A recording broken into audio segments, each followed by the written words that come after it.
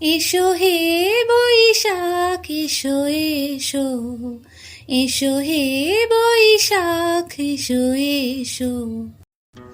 আজ বাংলা নববর্ষ 1433। আপনাদের সবাইকে জানাই শুভ নববর্ষের প্রীতি ও শুভেচ্ছা। আজ পয়লা বৈশাখ উপলক্ষে আমরা একটি ছোট গল্প পরিবেশন করতে চলেছি। আশা করি গল্পটি আপনাদের ভালো লাগবে। যদি ভালো লাগে তাহলে একটি লাইক, কমেন্ট ও সাবস্ক্রাইব করতে ভুলবেন না। তাহলে শুরু করা যাক আজকের গল্প।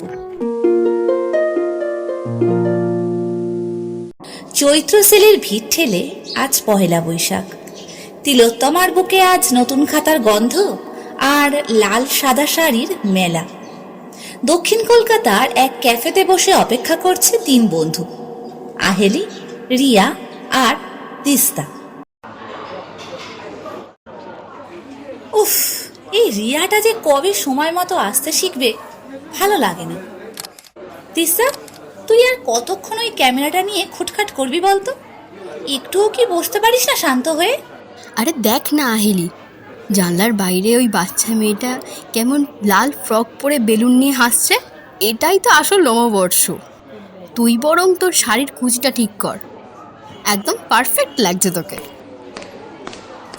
সরি, জাস্ট মারাত্মক জ্যাম ফ্লাইওভারে।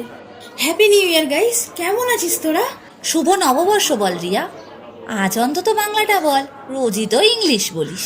আচ্ছা, তাই এত দেরি কেন হলো তোর? আর বলিস না, কাল রাত থেকে অফিসের ইনভেন্টারি ক্লোজিং ছিল। আজ মা সকালে জোর করে পুজোয় বসালো। Just tired. আচ্ছা, এখানে কি শুধু কফিই পাওয়া যায় নাকি স্পেশাল কিছুও আছে?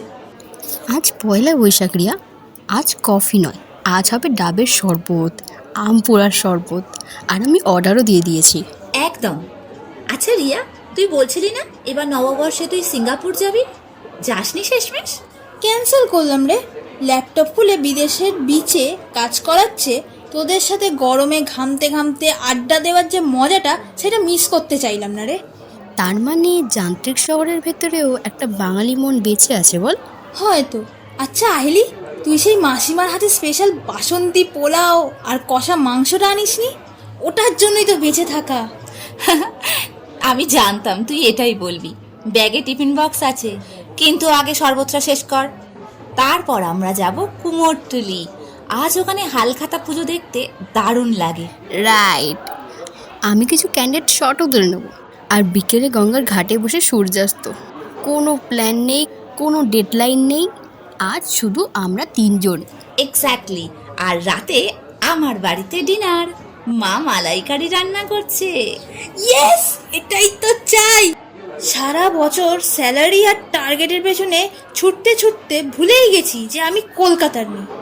আজ আইপ্যাডটা বাড়িতে ফিরে এসে কি যে হালকা লাগছে। আসলে নববর্ষ মানে তো আর ক্যালেন্ডার বদলানো নয়, নববর্ষ মানে নিজের শিকড়টাকে একেবারে ঝালিয়ে নেওয়া। ঠিক বলেছিস। চল এবার ওঠা যাক। রিয়া, তুই বিলটা দিস না, আজ পয়লা বৈশাখ, ওটা আমি দেব। বড়দের আশীর্বাদ আর ছোটদের ভালোবাসা নিয়ে দিনটা শুরু করি। একদম, পরের বার কিন্তু আমি খাওয়াবো। ঠিক আছে, তাই হবে। আমরা যেন এরকম ভাবেই প্রত্যেক বছর আড্ডাটা দিতে পারি। শুভ নববর্ষ। পুরনো বছরের সব ক্লান্তি মুছে যাক। তিন বন্ধুর আড্ডার মতো আমাদের সবার জীবনও হয়ে উঠুক রঙিন আর প্রাণবন্ত।